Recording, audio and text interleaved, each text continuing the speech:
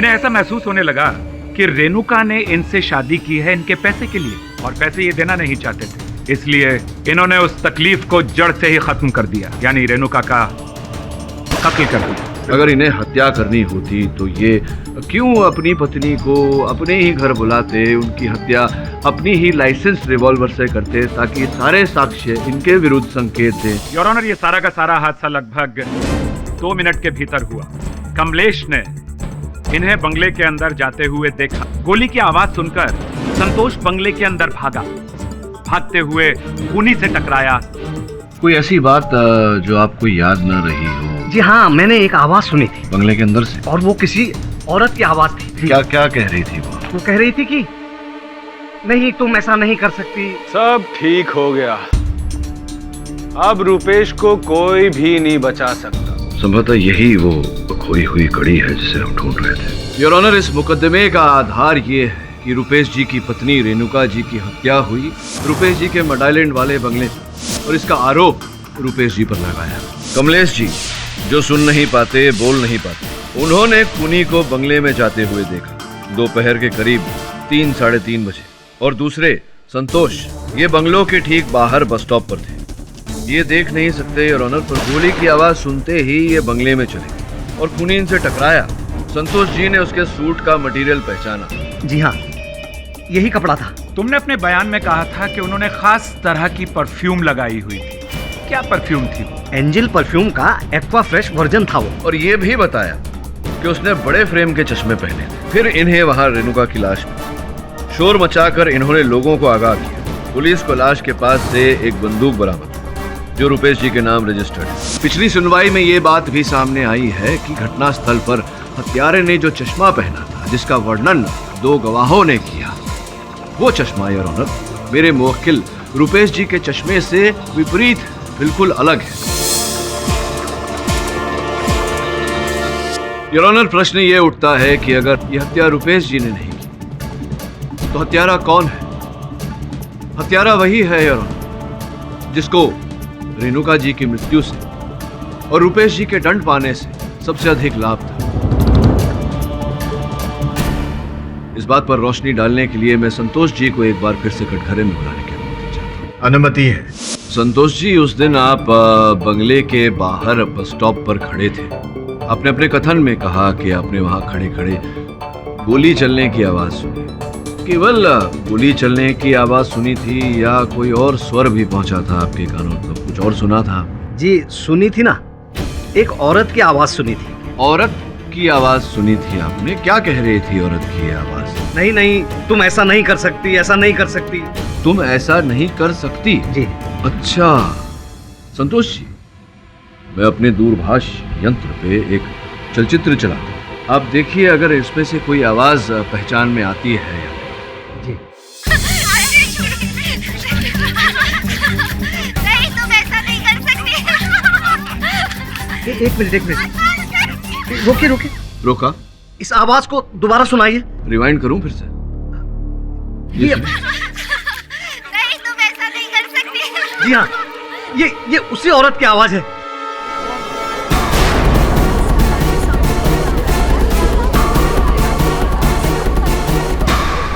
Your honour, जिस स्वर को संतोष जी ने पहचाना है वो रेणुका जी का स्वर है। मगर रेणुका जी उस दिन हादसे के समय ये कह रही थी कि नहीं, तुम ऐसा नहीं कर सकती। इसका अर्थ ये निकलता है कि वो किसी महिला से बात कर रही थी। Objection your honour. केडी साहब, आपके कहने का मतलब है कि खूनी एक आदमी नहीं बल्कि... योर ऑनर, कुरैशी साहब बिल्कुल ठीक समझे। ये हत्या पुरुष ने नहीं, किसी महिला ने की है।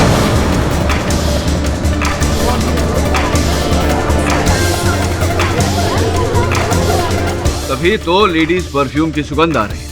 Objection once again your honour. Santosh ने कल अपने बयान में ये बात की है कि वो जिससे टकराए थे योर ऑनर, वो एक बड़ी कद काठी वाली रिष्ट पुष्ट आदमी थे। तो फिर ये अचानक औरत कहां से तशरीफ ली? संतोष जी बेचारे देख नहीं पाते। बिला शक हो सकता है इन्हें जाति पहचानने में अभी धक्का ही लगा था। जाति पहचानने में भूल हो गई होगी इनसे। अरे जनाब केडी साहब, अब ये मत फरमाइएगा कि टकराने के बाद वो इतना भी नहीं पहचान सके कि वो आदमी था या औरत थी। आजकल तो कुरैशी साहब औरत और आदमी को छोड़िए ना ये बातें। चलिए एक काम करिए, आप आंखें बंद करके यूं खड़े रहिए सामने। छोड़िए, अभी क्या शगुफा है ये? विश्वास रखिए मुझ पर। आप आंखें बंद करिए। चलिए।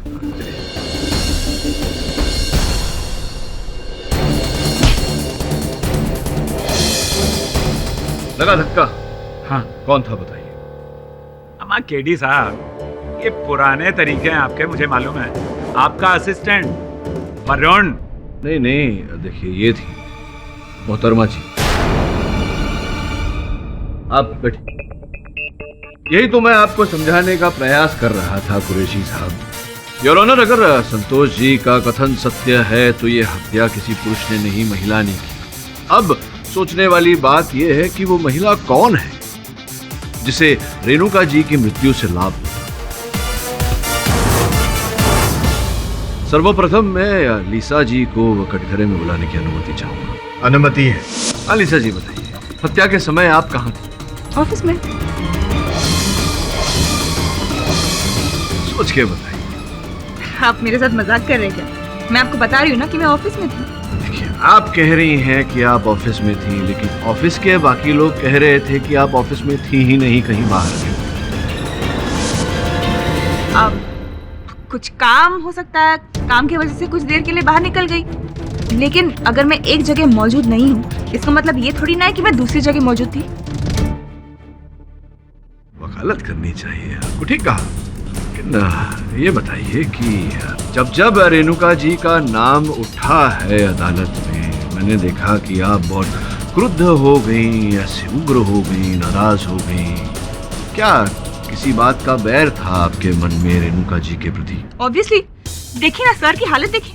रेणुका की वजह से सर यहाँ अदालत में खड़े हैं। चिंता होती है आपको अपने सर की। कहीं ऐसा तो नहीं कि रेणुका जी को हटाकर अपनी सर के जीवन में आप रेणुका जी की जगह लेना चाहती थी, पाना चाहती थी अपने लिए?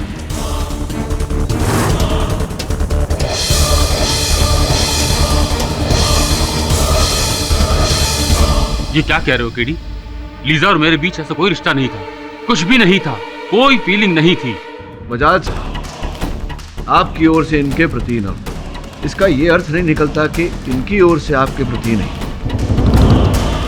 योर ऑनर, इनके कार्यालय में जांच पड़ताल करने के बाद ये पता चला है कि 2 वर्षों से लीसा जी बजाज साहब के साथ कार्य कर रही हैं और इस समय में क्षण भर के लिए भी ये इनसे अलग नहीं हुई। मेरे काबिल सहायक वरुण ने रुपेश जी के ऑफिस में पूछताछ की और पता लगाया कि लीजा हर समय रुपेश जी के आसपास ही रहती। ऑब्जेक्शन योर ऑनर, ये तो हद हो गई, सरासर इल्जाम है। ऑफिस में रहते हुए कोई सेक्रेटरी अपने बॉस के आसपास नहीं होगी तो कहां होगी? नहीं योर ऑनर, केवल आरोप नहीं लगा, इस बात को सिद्ध भी कर सकता हूं मैं। अब हमारे घरों में ही सेवक सेविकाएं हर 10-12 महीने में वेतन वृद्धि की मांग करती हैं। ऐसे में लीसा जी 2 वर्षों से रुपेश जी के यहाँ काम कर रही हैं, उसी वेतन पर। मांग भी नहीं की कोई। हो सकता है कि उनके पास कोई दूसरी चॉइस या आपके हिसाब से विकल्प ना रहा हो। अचंभे की बात है, कुरैशी साहब के विकल्प था। कुछ ही समय पहले रुपेश जी के एक मित्र ने इन्हें दुगने वेतन पर अपनी कंपनी में रखने का प्रस्ताव दिया, किंतु ठुकरा दिया आपने, ठुकरा दिया था। सच है कि नहीं? बिल्कुल सही है। क्यों? वो क्या है ना, मुझे लगा था सर मेरे काम से प्रसन्न होकर मुझे प्रमोट करेंगे और किसी दूसरी कंपनी में पैसों का लालच करने से अच्छा है उसी कंपनी में प्रमोशन पाए। बड़े उच्च विचार हैं आपके लीसा जी, सुनकर प्रसन्नता हुई। चलिए ये बताइए कि वो जो छोटा सा स्थान था आपका, वो मेज जो रुपेश जी के कैबिन में ही रखा था, जिस पर से आप अपना कार्य करती थी, वो छोड़ना राजी नहीं था, जबकि आपको अपना स्थान दिया गया था, आपको अपना कैबिन दिया गया था, किंतु फिर भी आप रुपेश जी के कैबिन में रहना चाहती थी। ऐसा क्यों? क्या कारण है इसके पीछे? क्योंकि मैं सर के पास रहना चाहती थी। मैं सर से प्यार करती हूँ।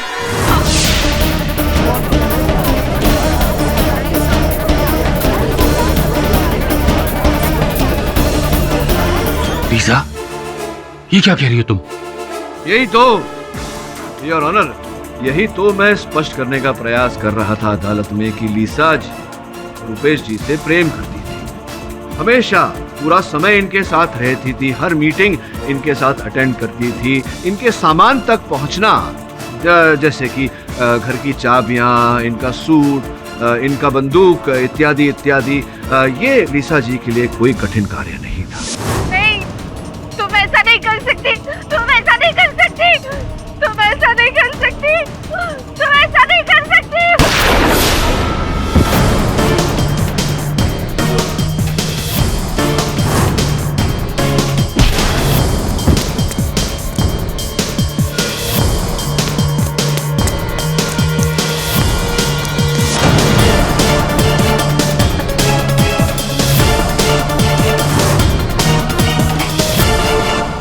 केडी साहब, कहानी बहुत तेजी से आगे बढ़ रही है और इसके कुछ पन्ने छूट भी रहे हैं। क्या कीजिए, संतोष जब खूनी से टकराया था तो उसके हाथ एक चश्मा लगा था।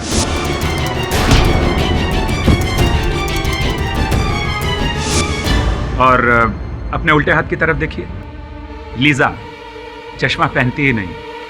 क्या बात कर रहे हैं? जी, पहनती है चश्मा, आप ध्यान से देखिए। मैं ध्यान से क्या देखूं, आप मजाक कर रहे हैं। अरे मजाक नहीं कर रहा है, देखिए लीजा जी पहनी हुई हैं लेंसेज।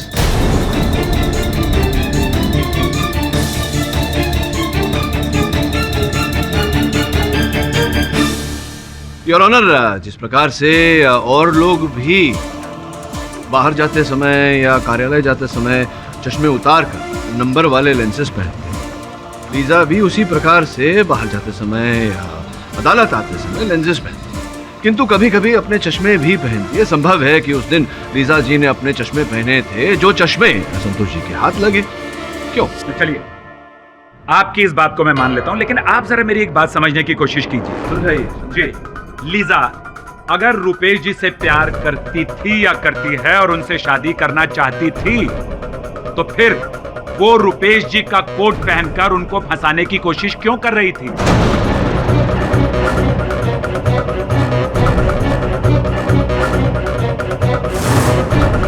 योर ऑनर, हर कत्ल का एक मकसद हुआ करता है। लीजा अगर दीवानावार रुपेश से मोहब्बत करके उससे शादी करना चाहती थी,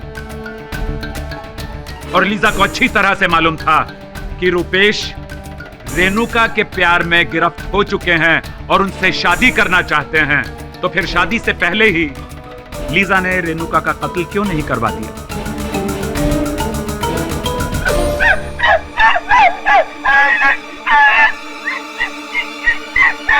जज साहब, कमलेश जी आपसे कुछ कहना चाहते हैं।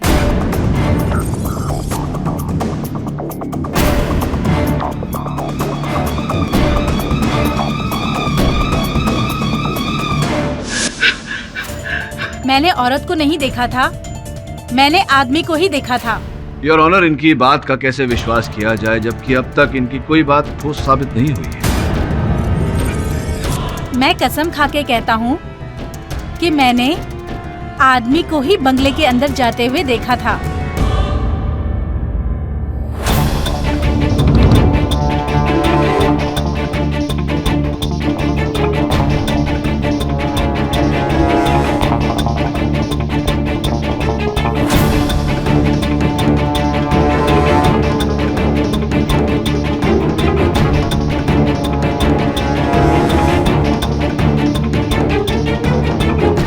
ऑब्जेक्शन योर ऑनर, केडी साहब अदालत में इस तरह इशारेबाजी से बात नहीं कर सकते। योर ऑनर, मैं केवल कमलेश जी से इतना पूछ रहा था कि जब ये बोल नहीं पाते, सुन नहीं पाते, तो इतना विश्वास से कैसे कह रहे हैं। उत्तर में इन्होंने कहा कि मैंने उस आदमी को किसी को हाथ हिला के इशारा करते हुए देखा था। वो औरत नहीं थी, वो आदमी ही था। केडी साहब, कोशिश तो बहुत अच्छी थी आपकी, पर सॉरी, सुना आपने, वो मर्द ही था, औरत नहीं। योर ऑनर, कुरैशी साहब अगर मेरी भूल पकड़ने के स्थान पर सत्य को पकड़ने का प्रयास कर रहे हो तो संभवतः सुनते जो मैंने सुना कमलेश जी के कथन। कमलेश जी ने कहा कि उन्होंने मर्द को देखा, एक पुरुष को देखा, और वो पुरुष किसी को इशारा कर रहा था। योर ऑनर, प्रश्न है कि क्या इशारा कर रहा था, इशारे के द्वारा क्या कहना चाह रहा था? इससे भी महत्वपूर्ण प्रश्न ये है योर ऑनर कि किसे इशारा कर रहा था?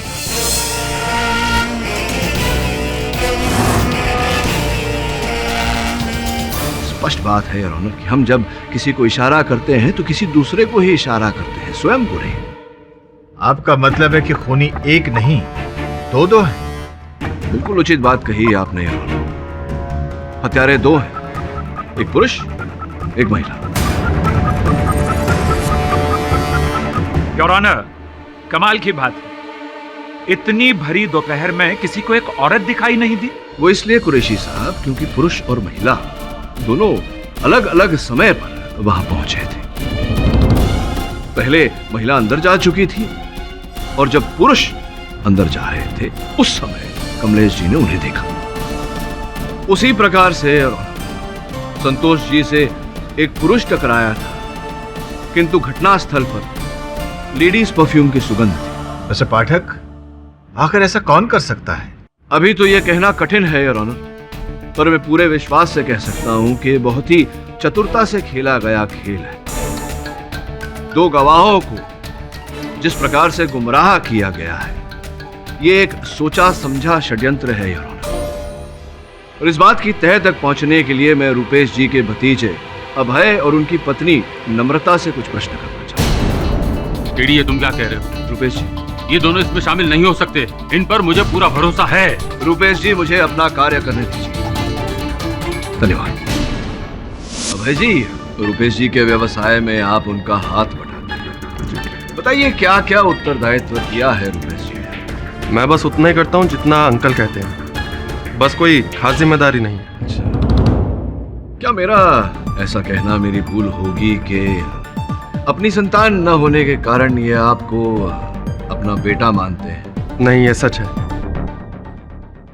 योर ऑनर, अभय जी से रुपेश जी प्रेम करते हैं, इन्हें अपना सुपुत्र मानते हैं। लोगों को लगा था कि रुपेश जी के बाद व्यवसाय, केवल व्यवसाय ही नहीं, व्यवसाय के साथ पूरी धन संपत्ति सब रुपेश जी के नाम हो जाएगी। रुपेश जी को भी ऐसा ही लगा था, किंतु रेणुका जी विवाह विच्छेद के साथ साथ धन संपत्ति का आधा हिस्सा मांगा, तो संभव है योर ऑनर कि रुपेश जी को लगा हो कि जिस धन संपत्ति के ये अधिकारी हैं उसी से इन्हें वंचित किया जा रहा है। संभवतः इसी कारण अभय जी आपने रेणुका जी को रास्ते से हटाने की, उनकी हत्या करने की योजना।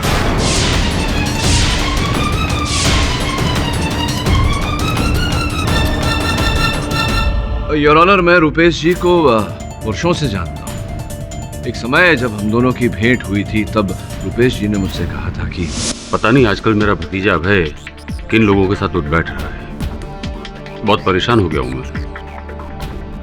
रुपेश, मुझे तो लड़का समझदार ही लगता है। तो तू ही कह रहा था कि वो अपनी पत्नी नम्रता के साथ मिलकर तेरा व्यवसाय अच्छी तरह से संभाल रहे हैं। हाँ, वो तो है, पर कभी कभी अपना नया अलग बिजनेस शुरू करने की बातें करते हैं। कभी किसी रेस्टोरेंट में इन्वेस्ट करने की, तो कभी किसी फिल्मों में। पता नहीं कौन ये सब बातें उनके दिमाग में डालता रहता है। हाँ रुपेश, मैं समझ रहा हूँ तेरी बात। मुझे नहीं लगता तुझे इस बात को ज्यादा गंभीरता से लेना चाहिए। इस उम्र में मन विचलित होता है, लोग दोस्तों की बातों में भी आ जाते हैं। कुछ समय प्रतीक्षा करके देख ले। अभय जी, क्या मेरा ऐसा कहना मेरी भूल होगी कि रुपेश जी तो आपको अपना सुपुत्र मानते थे, किंतु आपकी नजर केवल इनके जायदाद पर थी। आपने सोचा कि रेणुका जी को मारकर उनकी हत्या करके उस आरोप में रुपेश जी को फंसा दिया जाए तो पूरी जायदाद आपकी हो जाएगी, और ऐसा आपने किया। चाचा जी, क्या आपको वाकई ऐसा लगता है? नहीं, क्यों ना लगे, क्यों ना लगे ऐसा। अब बताइए, जब उस होटल में आप मिलने गए थे अपने चाचा जी से, अचानक 1-1.5 घंटे के लिए अपनी पत्नी समेत आप कहाँ गए?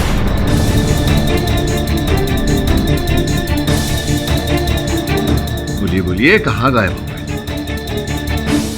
प्राय अपराधी के पास उत्तर नहीं है। योर ऑनर, मैं पुनः अदालत को स्मरण करा दूं कि सीवीयू होटल से रुपेश जी का बंगला 5 मिनट की दूरी पर ही है। रुपेश जी, आप अदालत को बताइए कि उस दिन क्या बातचीत हुई थी अभय जी के साथ आपकी, क्यों मिलने आए थे आपसे? पता नहीं, उस दिन मुझे अभय का फोन आया। उसने मुझे जल्दी से होटल सी व्यू में आने के लिए कहा। वहां पहुंचा तो उसने कहा कि एक स्वीट बुक किया है। कोई सेलिब्रेशन की अधूरी सी बात कर रहे थे कि अचानक से फोन आ गया और वो चले गए। क्या समझा नहीं मैं, किस बात का ये जलसा था, सेलिब्रेशन क्या था? किसी का जन्मदिन था क्या? नहीं, ऐसा तो कुछ नहीं था। हाँ, अभय और नम्रता अभी बच्चे हैं, छोटे हैं, किसी भी बात को लेकर पार्टी कर लेते हैं, तो इतना नहीं सोचा मैंने। अरे भाई क्या बात है, सब ठीक तो है ना? ये अचानक से मुझे यहाँ होटल क्यों बुला लिया? चाचा जी, आपके एक छोटा सा सरप्राइज है, क्यों फिर बता दे? तुम रुको चाचा जी, एक खुशखबरी है, बस वही आपके साथ बांटना चाहते हैं। अरे क्या है, बताओ भी। अभी नहीं, थोड़ा इंतजार करना पड़ेगा। क्यों? आप ऐसा कीजिए, आप एक कप कॉफी पीजिए, हम जरा जल्दी से बाहर होके आते हैं। बाहर? अरे भाई मुझे भी जल्दी कहीं जाना है। चाचा जी, आपको मेरी के समय आप कहीं नहीं जाएंगे, हम लोग यूं गए और यूं आए, बस आप हमारे लौटने तक का इंतजार कीजिए प्लीज। अरे भाई नमो, मुझे रेणुका से मिलने एक्चुअली मट के बंगले तक जाना है। चाचा जी, मैं कुछ नहीं जानती, हम उन्हें यही बुला लेंगे, बस आप हमारे लौटने तक यही इंतजार कीजिए। हम लोग यूं गए और यूं आए। चलो अबे। चलो, ओके चाचा जी, बाय। ओके चाचा जी। विचित्र बात है कि आपने और आपकी पत्नी नम्रता ने रुपेश जी को अपने बंगले पर जाने से रोका, अपनी पत्नी रेणुका जी से भेंट करने से रोका, और फिर आप अपनी पत्नी समेत गायब हो गए। ऐसे में इनके बंगले की चाबियां और इनका सूट प्राप्त करना आपके लिए कोई कठिन बात तो रही नहीं है। नहीं केडी सर, ये सब गलत है, हमने चाची को नहीं मारा, बल्कि हम तो। नम्रता बैठ जाओ। अबे मुझे बोलने दो, ये सब गलत है। तुम अदालत को बता क्यों नहीं देते? तुम्हें तो मैंने पहले ही बोला था कि पहले दिन अदालत को सब सच बता दो। मैंने कहा चुप हो जाओ। तुम बोलते क्यों नहीं? मैं चुप नहीं रहूंगी, मैं जज साहब को सब सच बता के रहूंगी। जज साहब, हम लोगों ने एक छोटी सी सरप्राइज पार्टी प्लान की थी चाची के घर वापस लौटने की खुशी में। चाची रुपेश चाचा से कोई जायदाद लेने के लिए नहीं मिलना चाहती थी, बल्कि वो तो सारे लड़ाई झगड़े खत्म करके घर वापस आने चाहती थी।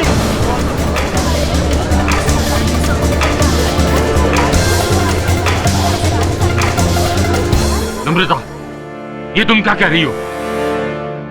अभय, क्या ये सच है? रेणु वापस आना चाहती थी? जी चाचा जी। तुमने मुझे बताया क्यों नहीं? इसीलिए तो हमने स्वीट बुक कराया था। रेणु चाची ने नम्रता को फोन करके बताया था कि वो वापस लौटना चाहती है। जज साहब, मैं आपको सारी कहानी बताती हूँ। देखिए, आपको जो कुछ भी कहना है कटघरे में आके कहिए। जज साहब, पिछले 1 साल में मैं और रेणुका चाची बहुत अच्छे दोस्त हो गए थे। वो मुझसे अपनी हर बात शेयर करती थी, कुछ नहीं छुपाती थी मुझसे। और फिर आप दोनों के डिवोर्स की बात चली और वो बात अदालत तक पहुंच गई। चाची जी ये सब बिल्कुल नहीं चाहती थी, वो आपसे डिवोर्स नहीं लेना चाहती थी। उन्होंने मुझे खुद फोन करके बोला कि वो इस सबसे खुश नहीं है। मुझसे बहुत बड़ी गलती हो गई नम्रता, ना चाहते हुए भी मुझे ये सब करना पड़ा। मैंने रुपेश के साथ ठीक नहीं किया। मैं ये डिवोर्स केस वापस लेना चाहती हूँ। मतलब तुम्हें डिवोर्स केस वापस लेना चाहती हो? चाचा जी के पास वापस आना चाहती हो? Oh my God Renuka, it's such a good news. तुम्हें नहीं पता चाचा जी तुमसे कितना प्यार करते हैं, वो ये सब जान के कितना खुश होंगे। जानती हूँ, और मैं भी उनसे बहुत प्यार करती हूँ। मैं उन्हें मिलकर सब कुछ बता देना चाहती हूँ और उनसे माफी मांगना चाहती हूँ। तो मैं उन्हें फोन करूँ? नहीं, तुम मत फोन करो, मैं करूँगी और सामने से सारी बातें कह दूंगी। अच्छा ठीक है, एज यू विश। हम बहुत खुश थे, आपको सरप्राइज देना चाहते थे, इसलिए आपको कॉल करके होटल बुलाया और रुकने को कहा। हम बाकी दोस्तों को भी इनवाइट करना चाहते थे और सोचा था कि रेणु चाची को भी वहीं बुला लेंगे। हेलो, अरे भैया केक कब लेके आएंगे आप? अच्छा सुनो, उसमें 50 रेड रोज के बुके और ऐड कर लेना। ओके। हेलो मिस्टर कपूर, चाचा जी और रेणु चाची ने आपस के डिफरेंसेस सुलझा लिए, तो हमने आज शाम को एक पार्टी रखी है। आप प्लीज आइएगा भाभी जी को लेके, वो भी जल्दी। और फिर ये सब हो गया।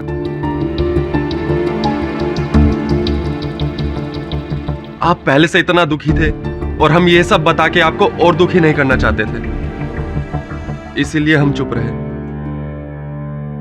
तो भतीजा बेटा ही निकला गेटी साहब। ना पैसों की लालच, ना जायदाद का मोह। अब क्या कहेंगे हुजूर? बताइए मिस्टर पाठक, आप कुछ और पूछना चाहते हैं?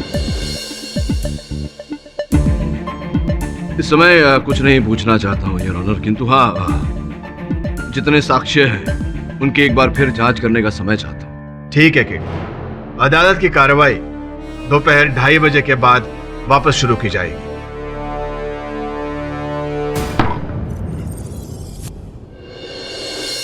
समझ में नहीं आ रहा, जितना इस केस को सुलझाने का प्रयास कर रहा हूं और उलझता जा रहा है। सर, अगर नम्रता और अभय निर्दोष हैं तो शायद ये काम किसी बिजनेस राइवल ने किया हो। नहीं, मुझे नहीं लगता ऐसा होगा। ये जो भी है, रुपेश जी, अभय और नम्रता के आसपास का ही कोई व्यक्ति है, उनके निकट का व्यक्ति। नहीं तो सोच, उनकी चाबियां, उनके कोट, उनके बंदूक तक कैसे पहुंच सकता है वो व्यक्ति?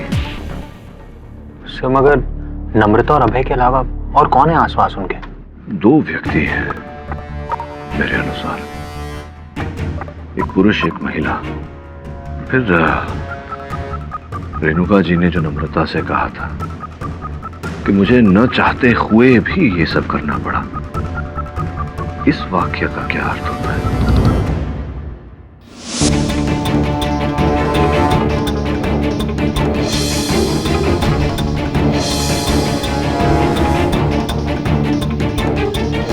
योर ऑनर, इस मुकदमे में मिस्टर रुपेश बजाज मुख्य आरोपी केवल इस कारण बने क्योंकि इनके पास रेणुका जी की हत्या करने का उद्देश्य था, जो ये था कि ये अपनी पत्नी रेणुका जी के साथ अपना विवाह विच्छेद करना चाहते थे।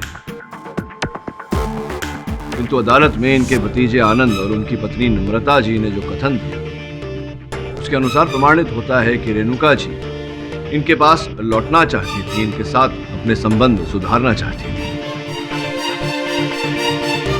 तो इससे क्या साबित करना चाहते हैं केडी साहब आप? कुरैशी साहब, अगर रुपेश जी बंगले पर गए होते तो वहां संबंध सुधारने की बात होती, धन संपत्ति का बंटवारा करने की बात न होती, तो झगड़ा नहीं होता।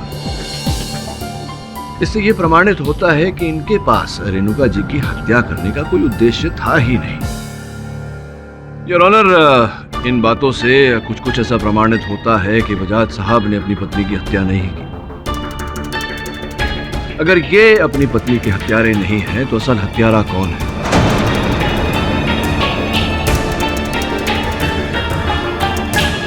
आनंद और नम्रता के अतिरिक्त कौन है योर ऑनर, जो जानता था कि रेणुका जी रुपेश जी के पास लौट आना चाहती है, इनके साथ अपने संबंध सुधारना चाहती है? कौन है योर ऑनर जिसको रेणुका जी के लौट आने से नुकसान होता? हो सकता है रेणुका जी का कोई पुराना आशिक, जो ये नहीं चाहता था कि रेणुका जी वापस रुपेश जी के पास जाएं।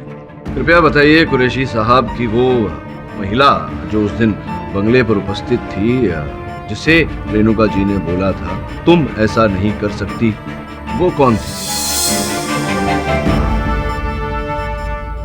योर ऑनर, स्पष्ट है कि रेणुका जी उस महिला को जानती थी। योर ऑनर, मुझे नहीं लगता कि ये केस उतना साधारण है जितना कि हम समझ रहे हैं। मुझे ऐसा लग रहा है कि ये बहुत ही विशाल षड्यंत्र का एक छोटा सा हिस्सा है। मिस्टर पाठक, आप जो भी कहना चाहते हैं साफ साफ कहिए। योर ऑनर, मैं अदालत के समक्ष समाचार के कटे हुए कुछ टुकड़े प्रस्तुत करना चाहूंगा। इससे स्पष्ट होता है योर ऑनर कि हमारे देश में कुछ ऐसे गिरोह हैं जो महिलाओं का विवाह कुछ ऐसे अमीर बिजनेसमैन और इंडस्ट्रियलिस्ट को फंसाने के लिए करते हैं, ताकि विवाह विच्छेद कर देने के बाद उनकी जायदाद का हिस्सा, उनकी संपत्ति का हिस्सा प्राप्त कर सकें।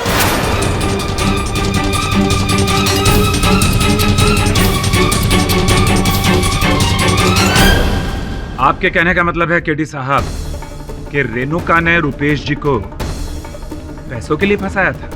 अब ये बात तो रुपेश जी स्वयं ही बता चुके हैं अदालत में कुरैशी साहब। योर ऑनर, रेणुका जी ने रुपेश जी के साथ ये खेल तो खेला, किंतु इस खेल में वो अकेली नहीं थी। संभवतः किसी ऐसे गिरोह का मोहरा बनी थी रेणुका जी, किंतु चलते चलते उन्हें रुपेश जी से वास्तव में प्रेम हो गया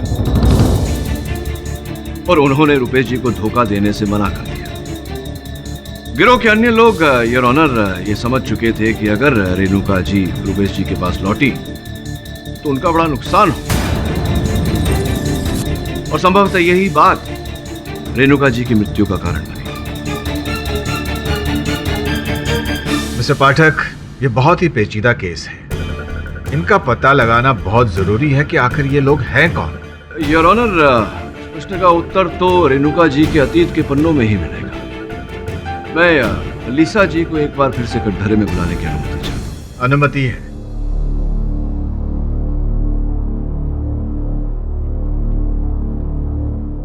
नहीं, बस वहीं तक ठीक, ऊपर जाने की जरूरत है। योर ऑनर, लीसा जी तो यहाँ आ चुकी है। इस केस से जुड़े तो अन्य लोगों को भी मैं बुलाना चाहूंगा यहाँ, अभय जी और नम्रता जी।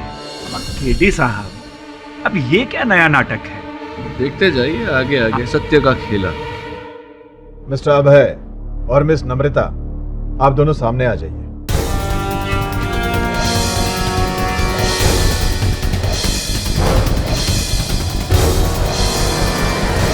योर ऑनर, इस मुकदमे में संतोष जी और कमलेश जी ने अपना अपना कथन दिया, किंतु एक तीसरा चश्मदीद गवाह भी है हमारे पास जिस पर हमने ध्यान नहीं दिया।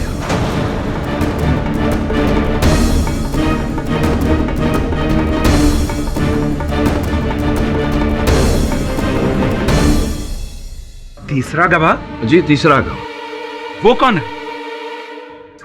योर ऑनर, संतोष जी का कुत्ता। मैं उसे अदालत में बुलवाने की अनुमति चाहता हूं।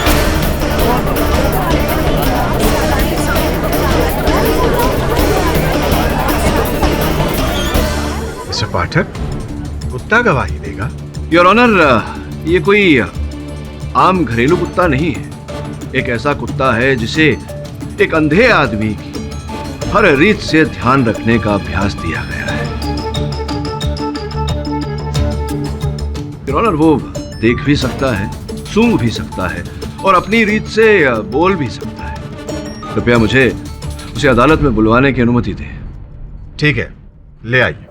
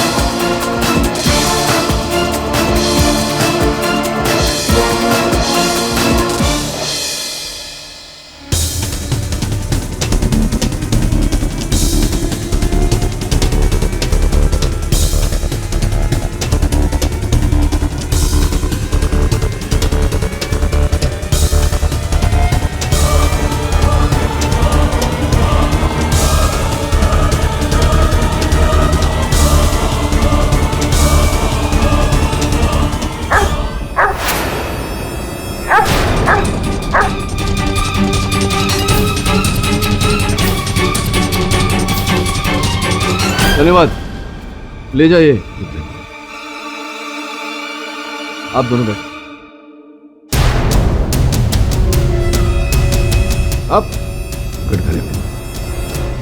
योर ऑनर, मनुष्य कभी कभी मनुष्य को पहचानने में भूल कर बैठता है, किंतु एक जानवर कभी झूठ नहीं बोलता। लीसा जी जब प्रथम बार अदालत में अपना कथन देने आई थी, उस समय भी ये कुत्ता इन्हें देखकर भौंक रहा था।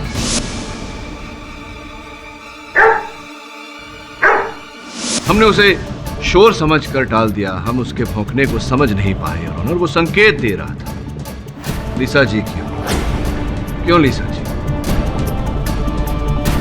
तो लीसा जी, कुल मिला के अब तक की कहानी कुछ ऐसी है कि वो जो आपने अदालत में पिछली सुनवाई में कथन दिया था कि आपको प्रेम हो गया था रुपेश जी से,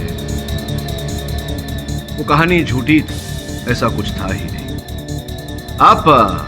आपने जानबूझ योजना करके रुपेश जी के पास वो नौकरी ली, इनके सेक्रेटरी की, और फिर इनका विश्वास जीतने के बाद में आपने रेणुका जी को इनसे मिलाया।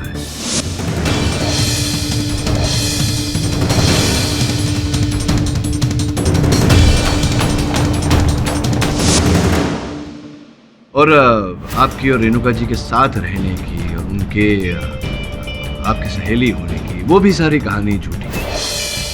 वास्तविकता तो ये है कि रेणुका जी इस खेल में केवल एक मोहरा थी, छोटी सी, जिसका उपयोग आपने किया इनका धन पाने के।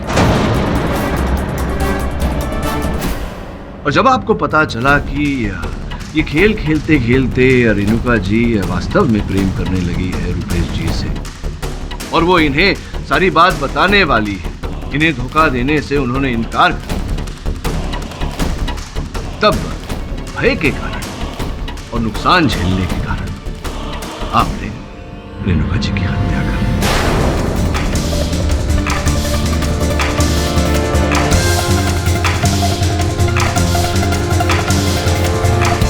योर ऑनर, मैं पिछली सुनवाई में अपने दलील में कह चुका हूं कि लीसा जी क्षण भर भी रुपेश जी का साथ नहीं छोड़ती थी। उनके कैबिन में ही इनकी मेज थी।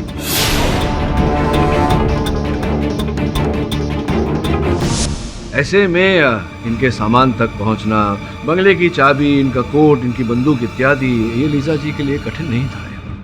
एक मिनट केडी साहब, आपने कहा कि इस खेल में एक नहीं बल्कि दो खिलाड़ी थे। आपके कहने का मतलब है कि अगर लीजा ने रेणुका जी को मारा तो फिर वो दूसरा कौन था, वो आदमी कौन था जिसे कमलेश ने देखा? प्लीज। अरे पिछली सुनवाई में इस बात का संकेत भी संतोष जी का कुत्ता दे चुका है, स्मरण नहीं है आपको?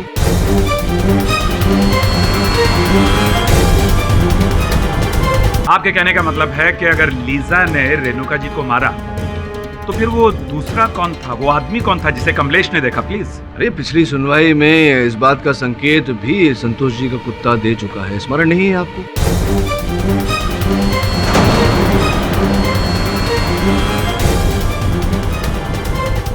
योर ऑनर, मैं रुपेश जी के ऑफिस बॉय मयूर को कटघरे में बुलाने की अनुमति चाहता हूं। तो मयूर जी, ये बताइए कि आप और लीसा इस कंपनी में एक ही समय पर आए थे, नौकरी एक ही साथ मिली थी उसी समय पर, जो ये तो कंपनी की जो रोस्टर है वो कहता है। और आप दोनों के फोन की सूची, देखिए झूठ मत बोलिएगा, जज साहब की मेज पर रिपोर्ट रखी हुई है। आप दोनों के दूरभाष यंत्र की सूची ये कहती है कि आप और लीसा बहुत बातचीत किया करते थे। योर ऑनर, वास्तव में इनका नाम मयूर नहीं है, एंथनी डिसूजा है।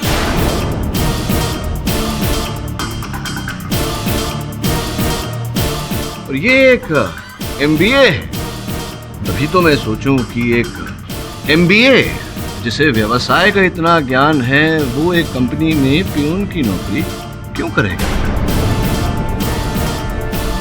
दरअसल ये इनका खेला था, या पहले भी कई कंपनीज में ये ऐसा कर चुके हैं। इस बार रुपेश जी के साथ इन्होंने किया।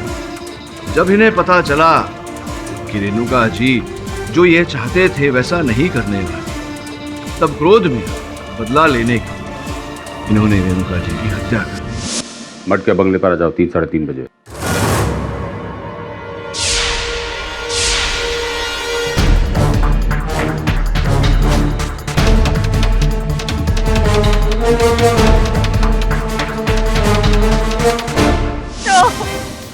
तुम ऐसा नहीं कर सकती।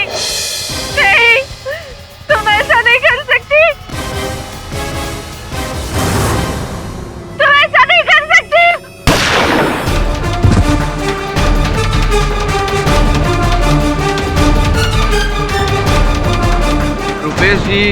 कोट पहनकर गए थे, किंतु चश्मा बदलना भूल गए। वो चश्मा जो संतोष जी के हाथ लगा था।